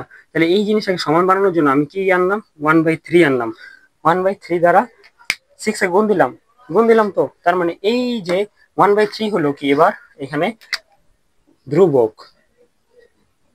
এখানে এগুলিকে ধ্রুবক বলা হচ্ছে, কারণ কি এইরকম ফরম্যাটে বানাইতে হলে এখানে 1/3 ছাড়া অন্য কোনো সংখ্যা তুমি দিয়ে যদি গুণ করো তাহলে কিন্তু হবে না। আর 6/6 বানাতে চাইলে এখানে যদি তুমি 3 ছাড়া অন্য কোনো সংখ্যা দ্বারা গুণ দাও তাহলে কিন্তু হবে না। তার মানে এরকম বানাইতে হলে এখানে 3 ফিক্সড, আর এরকম বানাইতে হলে এখানে 1/3 ফিক্সড। তার মানে এগুলি কি ফিক্সড জিনিসকে ধ্রুবক বলা, যেগুলো কখনো চেঞ্জ হয় না। ঠিক আছে, এগুলো কি ধ্রুবক বলা হয়। আর ধ্রুবক উঠাই দিলে কি দিতে হয়, সমানুপাতিক চিহ্ন দিতে হয়, আর সমানুপাতিক চিহ্ন উঠে দিলে ধ্রুবক দিতে হয়। ঠিক আছে, একই জিনিস। তাহলে এবার ভি সমানুপাতিক টি লেখার মানে কি, ভি আর টি কিন্তু কখনোই সমান নয়। এখন এই জিনিসটা আসলে কোথা থেকে, আমরা একটা সূত্র জানি যে ভি সমান সমান ইউ প্লাস, এবার হবে কি জিটি। এখানে প্লাস জিটি হলো কারণ পরন্ত বস্তু না, বস্তু কি পরন্ত, যদি বস্তু পরন্ত হয় তার মানে সে ওইখানে একটু আগে এখানে একটা ছিল না, উলম্ব বরাবর যদি কোনো বস্তুকে পড়তে থাকে তাহলে সে পজিটিভ ত্বরণে পড়ে, অর্থাৎ ত্বরণ নিয়ে পড়ে। ত্বরণ মানে কি, জি সমান সমান কি 9.8 মিটার পার সেকেন্ড স্কোয়ার, অর্থাৎ এই অভিকর্ষ ত্বরণে পড়ে। অভিকর্ষ ত্বরণে পড়ে মানে প্রতি সেকেন্ডে তার বেগটা বৃদ্ধি পায়, সেটা হচ্ছে 9.8 মিটার পার সেকেন্ড করে বৃদ্ধি পায়। এবং এখানে জি এর মানটা কি পজিটিভ, সেজন্য জি এর মান পজিটিভ দিলাম। তাহলে এবার দেখো তো, এই যে বেগ পরন্ত বস্তু, এটা কি আদি বেগ, এটা কি শেষ বেগ। আদি বেগ ইউ 0 মিটার পার সেকেন্ড, শেষ বেগ একটা শেষ বেগ, এটা হলো কি শেষ বেগ, শেষ বেগের একটা মান আছে। তাহলে এখানে আদি বেগ কত 0, তাহলে এখানে 0 বসাই ভি সমান সমান, তাহলে এখানে হবে কি জি টি। তাহলে এবার দেখো তো আমি এখান থেকে এই জিনিস লিখতে পারি না ভি সমানুপাতিক টি, কারণ এইখানে থাকা জি কি ফিক্সড, জির মান কত 9.8 মিটার পার সেকেন্ড। এটা যদি পৃথিবীকে স্থির ধরে বিবেচনা করা হয় তাহলে এটা ফিক্সড, জি এর মান ফিক্সড, এটা কখনো চেঞ্জ হবে না, 9.8 মিটার পার সেকেন্ড থাকবে যদি পৃথিবীকে স্থির বিবেচনা করে মাপা হয়। তার মানে এইটা কি একটা ধ্রুবক, তো এই যে ধ্রুবক, ধ্রুবক যদি উঠায় দিই তাহলে কি দিতে হবে, সমানুপাতিক চিহ্ন। তাহলে ধ্রুবক উঠাই দিলাম, সমানের পরিবর্তে সমানুপাতিক চিহ্ন দিলাম। আর এটাকে যদি উল্টা লাইনে চিন্তা করি তাহলে এই ধ্রুবক এই যে সমানুপাতিক চিহ্নটাকে উঠে দিলে জন্য সমান সমান দিলাম, এবং সমানুপাতিক চিহ্ন উঠে দিয়ে একটা ধ্রুবক আনলাম, এই ধ্রুবক আনতে হচ্ছে এই ধ্রুবকটা হচ্ছে জি। তাহলে এই যে দেখছো ভি সমানুপাতিক টি এখান থেকে পেয়ে গেলাম আমরা। ঠিক আছে, পেলাম তো। এখন এই জিনিসটাকে ব্যবহার করে আমরা একটা জিনিস লিখতে পারি। এবার যদি আমি এরকম করি, ঠিক আছে, এই যে এখানে জি আনা হয়েছিল না, যেটা কি একটা ধ্রুবক, তাহলে ভি ভাগ টি সমান সমান কি ধ্রুবক হয় না? এই যে দেখো, এটা এটা কি বুঝছো নাকি, দেখো তো, ভি ভাগ টি সমান সমান ধ্রুবক। এই যে দেখো ভি এই টি গুণ অবস্থায় আছে জি এর সাথে, তাহলে এই পাশে বারটা দিলে ভাগ হয়ে যাবে আর জি এই পাশে থাকবে, তাহলে জিটা কি একটা ধ্রুবক, ধ্রুবক অথবা জি, যেটাই বলি না কেন এখানে। তাহলে ভি বাই টি করলে কি পাই, ধ্রুবক পাই, ভি বাই টি করলে ধ্রুবক পাই। এখানে এই জিনিসটা ব্যবহার করে আমরা এই জিনিস এভাবে লিখবো, v one by T one equals to v two by T two সমান সমান v three by t three সমান সমান v n by t n. ঠিক আছে, v n by t n, এই যে এই জিনিসটা বানাইলাম, এটা একটা সূত্র হয়ে গেল, যেটা পরন্ত বস্তুর দ্বিতীয় সূত্র থেকে উৎপন্ন করা হইলো। হ্যাঁ, এখানে যে লিখলাম এগুলি সমান কি হবে, একটা ধ্রুবক হবে। ধ্রুবক কেন বলতেছি ধ্রুবক হবে, ভি ওয়ান টি ওয়ান, ভি টু টি টু, ভি থ্রি টি three, v n t n, n ধারা কিন্তু বুঝাইতেছে এখানে আরো অনেক দূর পর্যন্ত নিতে পারতাম। তুমি 100 ভি 100 টি 100 এত দূর না নিয়ে আমি এন দিয়ে দিলাম, তোমার যত মন চায় এন এর মান যে কোনো কিছু বসায় তুমি হিসাব করতে পারবা। কিন্তু হইলো বিষয়টা এখানে 1 2 3 দ্বারা কি বুঝে যাচ্ছে, 1 2 3 দ্বারা বুঝেছে প্রথম বেগ এবং প্রথম সময়, দ্বিতীয় বেগ দ্বিতীয় সময়, তৃতীয় বেগ তৃতীয় সময়, 3 দ্বারা ভিএন মানে এন বেগ এন সময়। ঠিক আছে, এগুলোকে ভাগ করলে কেন ধ্রুবক হয়, কারণ বি আর বেগ এবং টাইমের অনুপাত কি ধ্রুবক হবে দ্বিতীয় সূত্র অনুযায়ী। তাহলে যে বেগ এবং টাইমের অনুপাত কি ধ্রুবক, বেগ এবং টাইমের ধ্রুবক, বেগ এবং টাইমের অনুপাত ধ্রুবক, বেগ এবং টাইম অনুপাত ধ্রুবক। সবসময় কি জি দ্বারা তো গুণ করতে হবে, তার মানে ধ্রুবক সমান, ধ্রুবক যদি সমান হয় তার মানে এগুলো সমান হয়। কিভাবে সমান হয় দেখাবো এই জিনিসটা, চলো দেখাই। ভি ওয়ান ভাগ টি ওয়ান সমান সমান যদি জি হয়, এই যে ধ্রুবক মানে কি এই যে জি, আবার ভি টু ভাগ টি টু সমান সমান যদি জি হয়, তার মানে এই জি এর মান তো 9.8, এটার মানে তো 9.8, তার মানে জি জি সমান, জি জি যদি সমান হয় তার মানে এই জি এর মান কত, এই জি এর মান যদি দিই প্রথমটা V one by T one সমান সমান জি, এই জি এর মান কত V two by T two. এইভাবে ভি ওয়ান টি ওয়ান, ভি টু টি টু এবং ভি থ্রি টি থ্রি সব সমান। ঠিক আছে, এভাবে সমান। তাহলে এই সূত্রটা আমি কেন তোমাকে শিখাইলাম, কেন শিখালাম, এই সূত্রটা কি কাজে লাগবে চলো দেখাই। তোমাকে এবার একটা প্রশ্ন দিল, কোন বস্তুর বেগ, কোন বস্তুর বেগ মনে করো 2 সেকেন্ডে 4 মিটার পার সেকেন্ড, সুতরাং 8 সেকেন্ডে কত, 8 সেকেন্ড এ বেগ কত, এটা বের করতে বললো। এখন এই জিনিসটা তুমি কিভাবে করতে পারো, তুমি ঐকিক নিয়মে করতে পারো অথবা এই সূত্রটা ব্যবহার করে করতে পারো। এখন তুমি নিজে চিন্তা করে দেখো ঐকিক নিয়মে করাটা কি তোমার জন্য বেশি ভালো হবে, না ঐকিক নিয়মে করাটা কিন্তু কখনোই ভালো হবে না, কারণ তুমি এখন বড় ক্লাস উঠে গেছো, ফিজিক্স পড়তেছো, ঐকিক নিয়মে করাটা ঠিক হবে না। তাহলে ঐকিক নিয়মে না করে এই সূত্রটা নিয়ে করব। এখানে এটা কি, এটা দেখো, এটাকে আমি ভি ওয়ান, সরি এটা কি 2 সেকেন্ড, তার মানে এটা কি টি ওয়ান, আর এটা কি টি ওয়ান সময়ে যে বেগ সেটা কি ভি ওয়ান, তাহলে এটা কি আমাদের দ্বিতীয় সময় সেটা ধরলাম টি টু। তাহলে আমরা এখান থেকে সূত্র লিখতে পারি না, ভি ওয়ান ভাগ ভি টু সমান সমান, সরি এখানে এভাবে লেখা লাগবে না, ভি ওয়ান ভাগ টি ওয়ান সমান সমান ভি টু ভাগ টি টু। বা এখান থেকে আমি কি বের করব, আমি এখান থেকে টি টু মান বের করব, এখানে বসাই দিই। ভি ওয়ান এর মান কত 4, টি ওয়ান এর মান কত 2, ভি টুর মান কত জানি না, ভি টুর মানটা বের করতে বলছে, টি টুর মান কত 8, বা এবার ভি হিসাব করুন, ভি টু হবে কি 4 8টা, 4 8টা কত 32, আর 16, তাহলে হবে কত, 16 মিটার পার সেকেন্ড। 16, কারণ 2 দ্বারা আবার এটা হচ্ছে 4 32, 32 আবার V2 সাথে 2 গুণ আছে, 2 দ্বারা ভাগ হবে, তাহলে 32 কে যদি 2 দ্বারা ভাগ দিই কত হয়, 16, 16 দুগুণে 32, 16 মিটার পার সেকেন্ড। এটা হলো কি আমাদের অ্যান্সার। এখন এই জিনিসটা চাইলে চাইলে কিন্তু তুমি ঐকিক নিয়মে করতে পারো। এটা শুধু এখন তোমার এটা বিশ্বাস হইতেছে না তো যে এই জিনিসটা হয়েছে, ঐকিক নিয়মে করে দেখাই। 2 সেকেন্ডে বেগ 4 মিটার পার সেকেন্ড, 1 সেকেন্ডে বেগ হবে কি কম, তাই জন্য ভাগ দিলাম। সুতরাং কত সেকেন্ডে বলছে, 8 সেকেন্ডে। 8 সেকেন্ডে বেগ 8 গুণ 4 ভাগ 2, 2 দিয়ে কাটা 2, 8 দুগুণে 16 মিটার পার সেকেন্ড। দেখছো এবারও 16 মিটার পার সেকেন্ড, এবার 16 মিটার পার সেকেন্ড হয়েছে। তার মানে এই সূত্রটা ব্যবহার করে তুমি এইভাবে বেগ বের করে ফেলতে পারো। ঠিক আছে, তাহলে এবার 3 নাম্বার যে সূত্রটা বলতেছে, 3 নাম্বার সূত্রটা কি, স্থির অবস্থান এবং একই উচ্চতা থেকে বিনা বাধায় পড়ন্ত বস্তু নির্দিষ্ট সময় অতিক্রান্ত দূরত্ব ওই সময়ের বর্গের সমানুপাতিক, অর্থাৎ কি h সমানুপাতিক টি স্কোয়ার। ঠিক আছে, h সমানুপাতিক টি স্কোয়ার। ঠিক আছে, এখন এই আবার আগের আলোচনার মতো এই সমানুপাতিক কিন্তু মোটেও সমান নয়। যেমন এখানে বলছিলাম যে 6 সমানুপাতিক 2 লিখতে পারো, কিন্তু 6 সমান সমান 2 লিখতে পারবা না, এটা ভুল হবে। তাহলে এই সমানুপাতিক চিহ্নটা মানে কি, সমান নয়। ঠিক আছে, তার মানে এটাও কিন্তু সমান নয়। এটা বুঝে যাচ্ছে এমন একটা সংখ্যা দ্বারা যদি গুণ দেই তাহলে সমান হবে, কিন্তু এটা সমান নয়। ঠিক আছে, তাহলে এই জিনিসটা আসলে কোথা থেকে, আমরা একটা সূত্র জানতাম, দেখো তো সূত্রটা মনে আছে নাকি। একটা বস্তুকে যখন আমরা উপর থেকে ফেলাইতেছি তখনই তো পড়ন্ত বস্তু হইতেছে না, পড়ন্ত বস্তু তো তখনই হইতেছে। তাহলে যে উচ্চতা থেকে ফালাইতেছি সেই উচ্চতাকে ধরলাম কি এইচ উচ্চতা থেকে আমরা বস্তুটাকে ফালাইতেছি।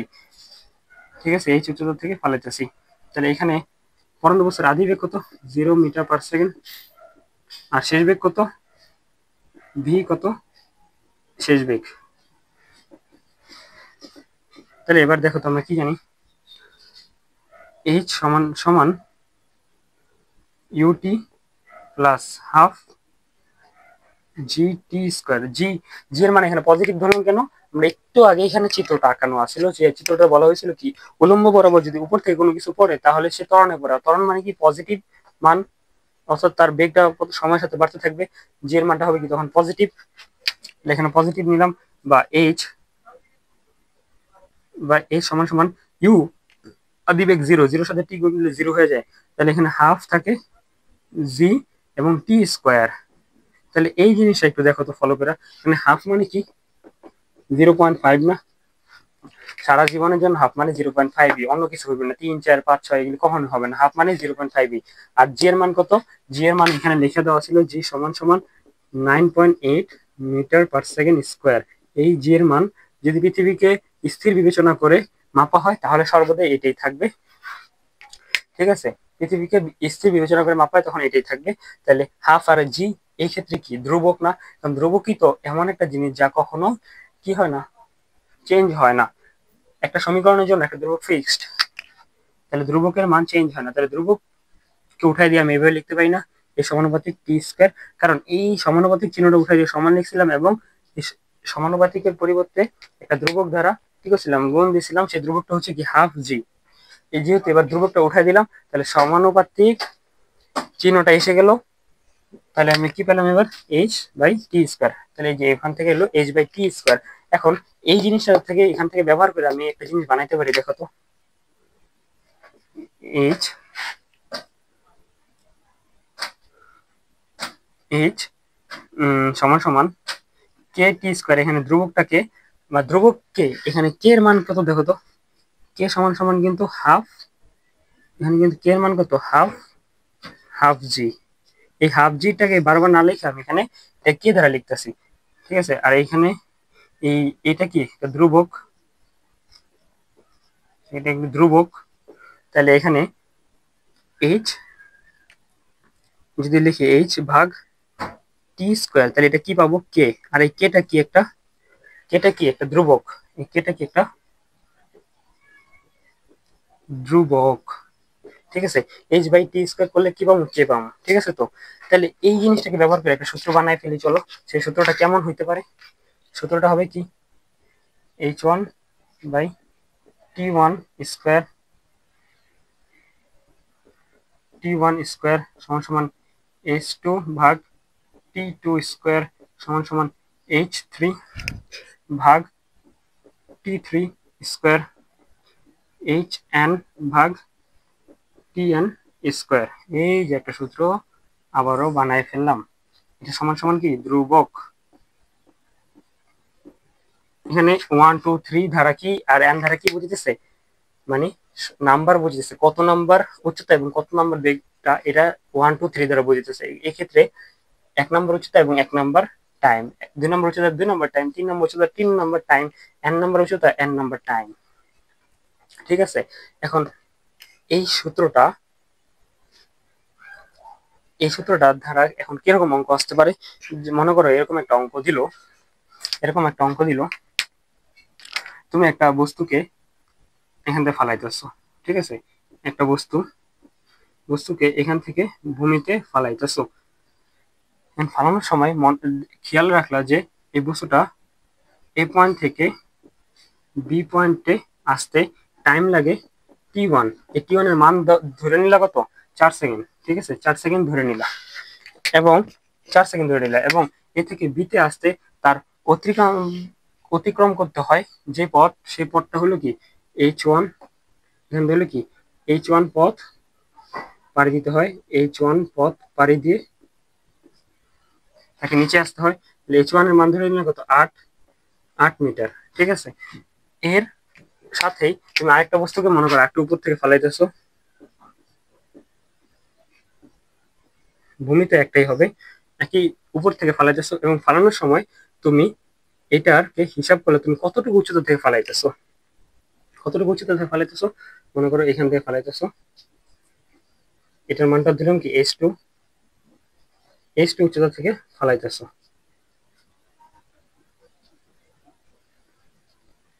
h2 উচ্চতা থেকে ফালাইতেছিল, তাহলে এখানে h2 এর মান ধরে নিলাম কত, মনে করো 12 মিটার ধরে নিলাম। ঠিক আছে, তাহলে h2 এর মান ধরে নিলাম কত, 12 মিটার। আর এখান থেকে এই যে h2 উচ্চতা থেকে মানে h2 পথ পাড়ি দিতে এই বলটার যে সময় লাগছে সেটাকে ধরে নিলাম t2। এখন আমাদের কাছে প্রশ্ন চাইছে t2 কত, এটা বের করো, t2 কত বের করো।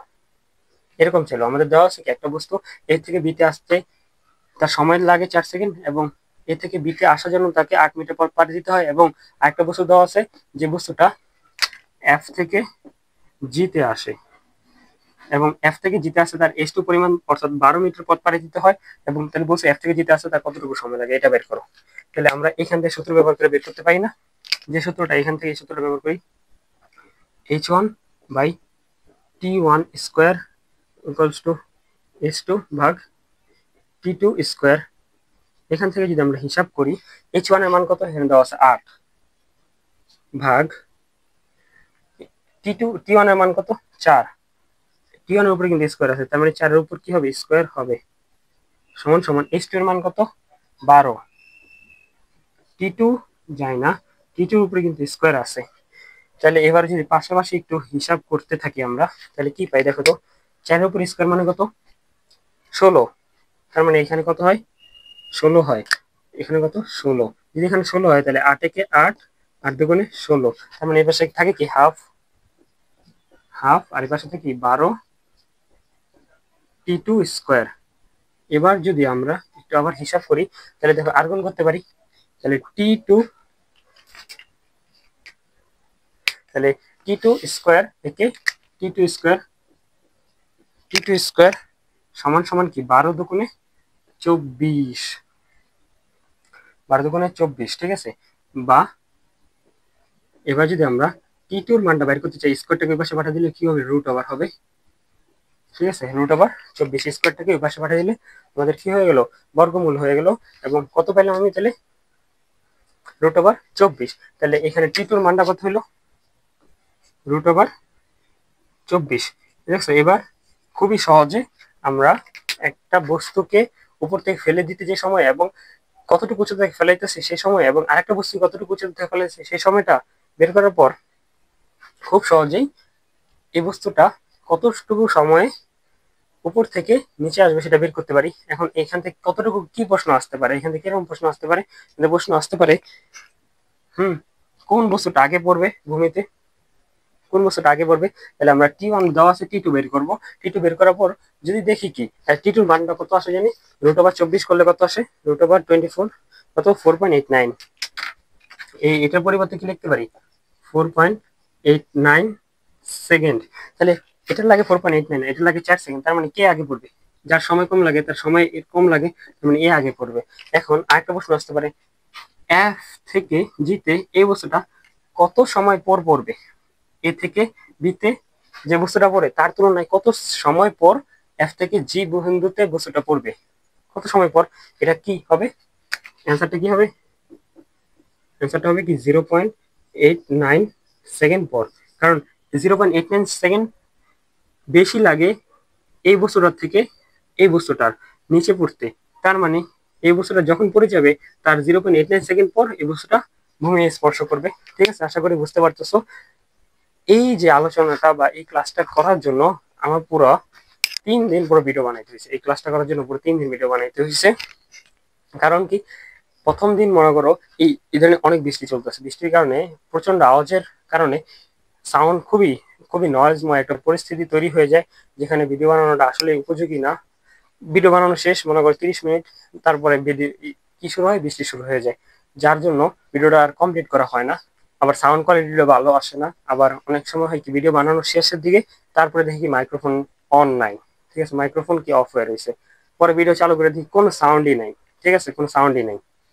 তাহলে কেমন লাগে, পুরো 1 ঘন্টা ভিডিও বানানোর পর মাইক্রোফোন অফ। আবার অনেক সময় কারেন্ট চলে যায়, বৃষ্টির জন্য কারেন্ট চলে যায়, ভিডিও বানাতে ছোট করে লাইট বন্ধ হয়ে যায়। এই একটা শেষ সময়, যে সময়ের পুরো ভিডিওটা বানাইতে পারলাম। আশা করি ভিডিওটা দেখবা এবং ভিডিওটা দেখে আমাকে একটু উৎসাহিত করবা, যাতে আমি পরবর্তীতে আরো ভিডিও দিতে পারি। লাইক এবং কমেন্ট এবং কি করবা, সাবস্ক্রাইব করবা চ্যানেলটাকে যারা নতুন আসছো। ওকে, তাহলে এই বলে আজকের ক্লাসটা শেষ করতেছি। পরবর্তী ক্লাসে আমরা আরো ইন্টারেস্টিং টপিক, অর্থাৎ কেন সমবেগে চলার পরও বৃত্তাকার পথে বস্তুতে ত্বরণ থাকে সেই জিনিসটি ব্যাখ্যা করব।